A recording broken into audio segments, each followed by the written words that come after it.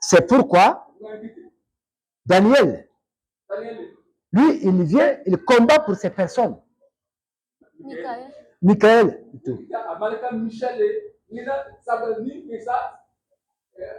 Michael combat pour eux parce qu'ils appartiennent à Dieu. Il marche dans les voies de la vie avec Dieu. Alléluia. Amen. Alors donc, il dit que en ce temps-là, ceux de ton peuple qui seront trouvés inscrits dans le livre de vie seront sauvés.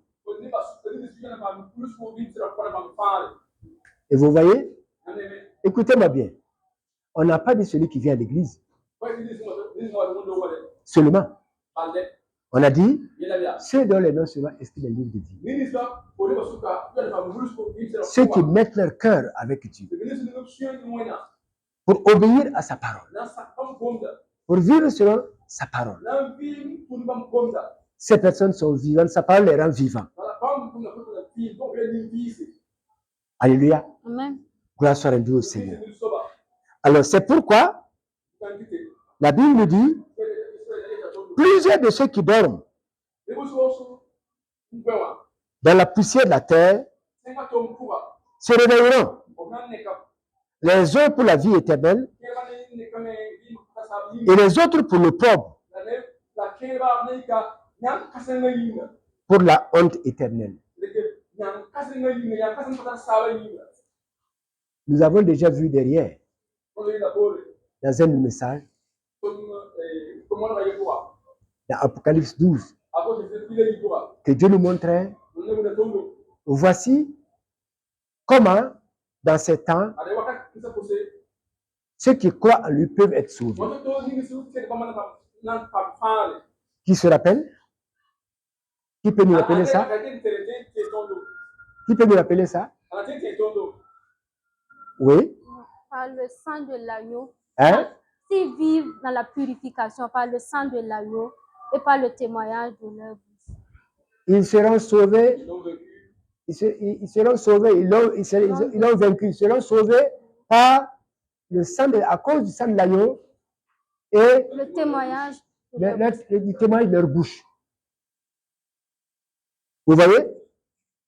Ça ne change rien ici.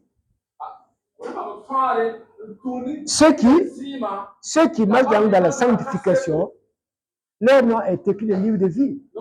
C'est la même parole que Dieu a dit, de toute façon. Est-ce que nous comprenons? Est-ce que nous comprenons? C'est la même parole que Dieu redit encore par le bout de Daniel autrement.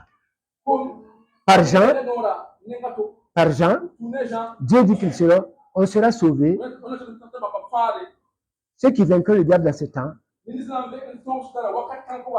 vaincront à cause du sang de l'agneau et du témoignage de leur bouche. En d'autres termes, ceux qui vivront réellement dans la sanctification et qui vont témoigner de Christ, ils seront sauvés par ça. Et ici dans Daniel, Dieu dit que ceux dont les noms seront écrits dans le livre de vie seront sauvés. Or, ceux qui peuvent avoir leur nom dans le livre de vie, c'est seulement ceux qui vont dans la sanctification et dans la vérité avec Dieu et qui servent Dieu.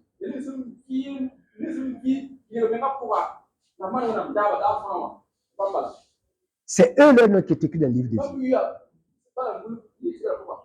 Est-ce que vous comprenez? Alléluia. Gloire soit rendue au Seigneur. Et le verset 2 nous dit,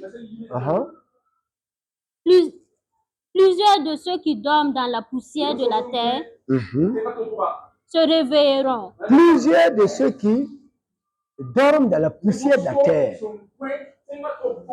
se réveilleront. Ça veut dire quoi? Qui sont ces personnes qui dorment dans la poussière de la terre?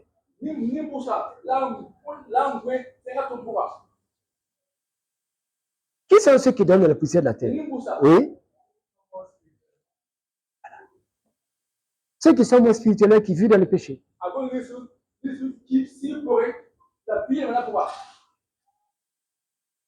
Ils vivent dans les désirs de la chair. Ils vivent dans le péché. Et Dieu dit, plusieurs de ces personnes de ceux qui dorment, ce qui nous montre ici que quand quelqu'un vit dans la chair, cette personne dort.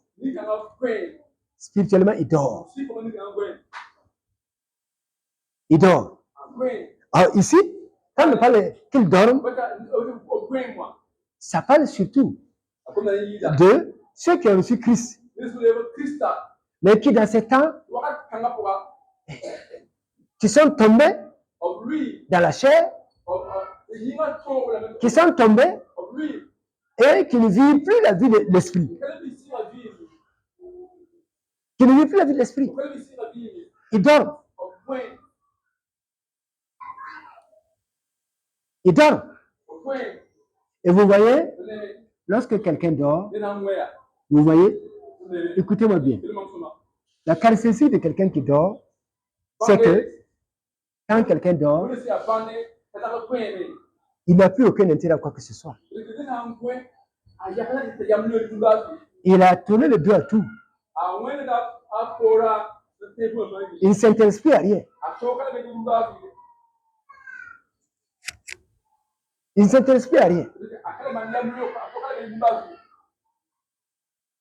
Alléluia. Est-ce que vous comprenez? Quand quelqu'un dort, les choses de l'esprit ne l'intéressent plus. Les choses de l'esprit ne l'intéressent plus. Il ne s'intéresse plus aux choses de l'esprit et ça ne l'attire plus.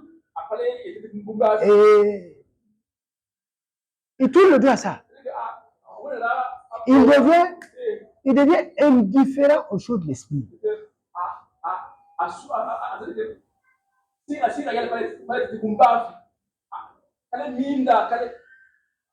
Il devient indifférent.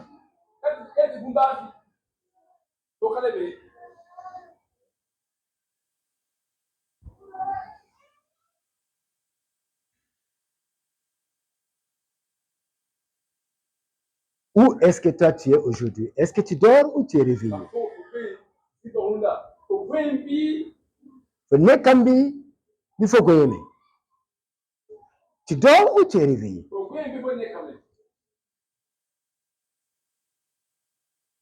Hein?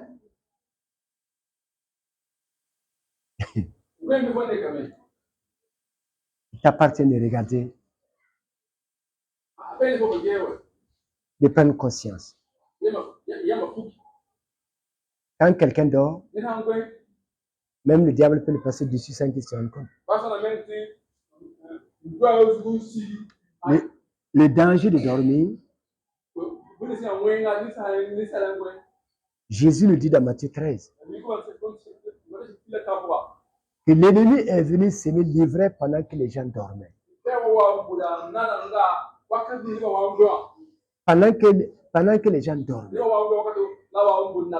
Quand on dort, l'ennemi a toute la latitude. Il a toute la latitude de semer dans ta vie ce qu'il veut.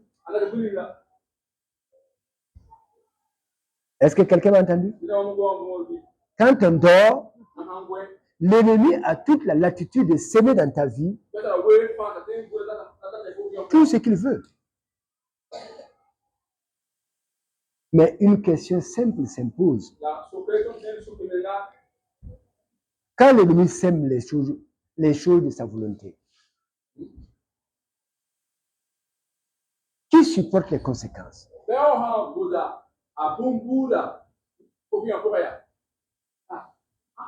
Qui supporte les conséquences? Hein? Alléluia. Alléluia. C'est moi. Je voudrais que cela nous aide à prendre conscience. Et que nous cherchons le réveil. Quand quelqu'un dort, il est comme un mort. Quelqu'un qui dort spirituellement, il ne peut plus être enrichi. Il ne peut pas être enrichi spirituellement. Il ne reçoit plus les choses de l'esprit. Parce qu'il y a une déconnexion entre lui et Dieu.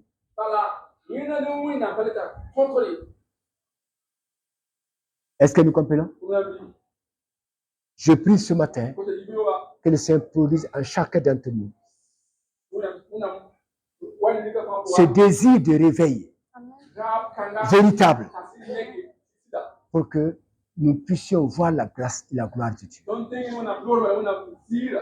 Au nom de Jésus. Amen. Alléluia. Amen. Gloire à Dieu.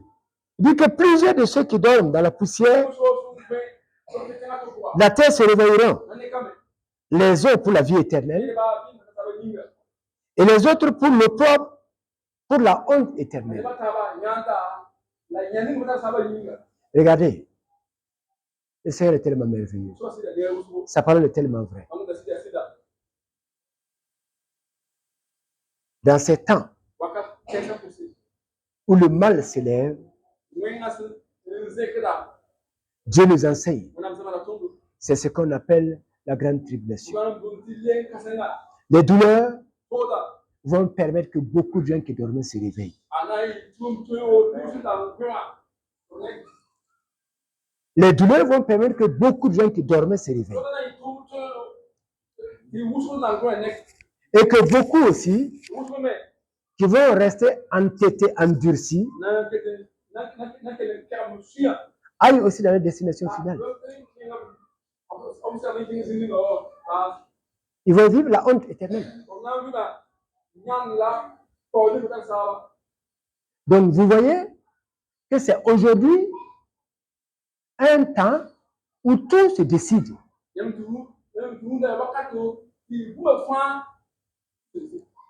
Tout se décide aujourd'hui. Il y a une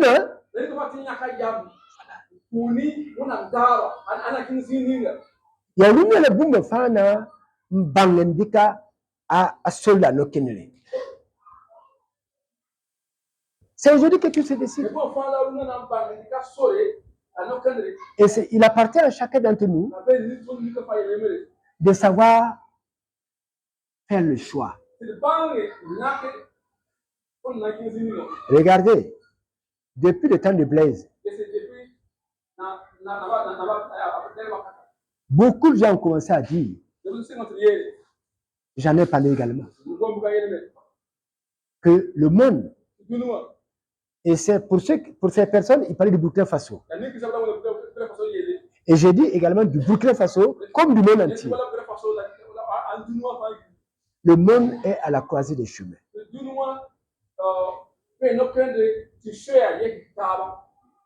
L'union de Carrefour, qui béné en zaman fa, mais en kam fa, le monde est un carrefour.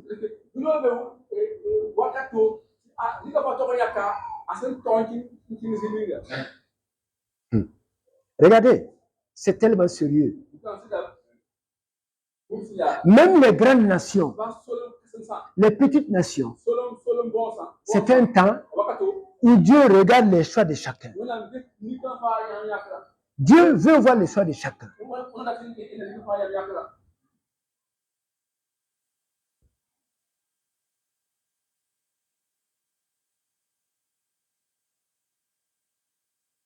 Mais c'est aussi un choix, c'est aussi un temps. C'est aussi un temps où Dieu va permettre, comme il a dit dans l'Apocalypse, que les hommes, les méchants, persécutent et piétinent un peu le peuple de Dieu.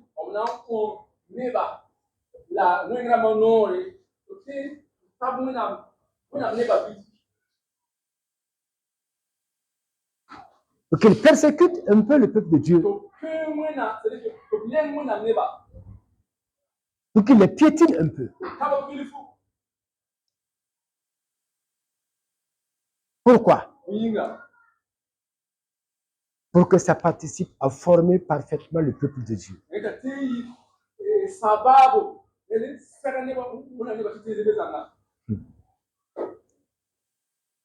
Vous ne comprenez pas, mais on va le comprendre devant. Si vous ne comprenez pas, dans les douleurs, ce sera encore plus difficile de comprendre.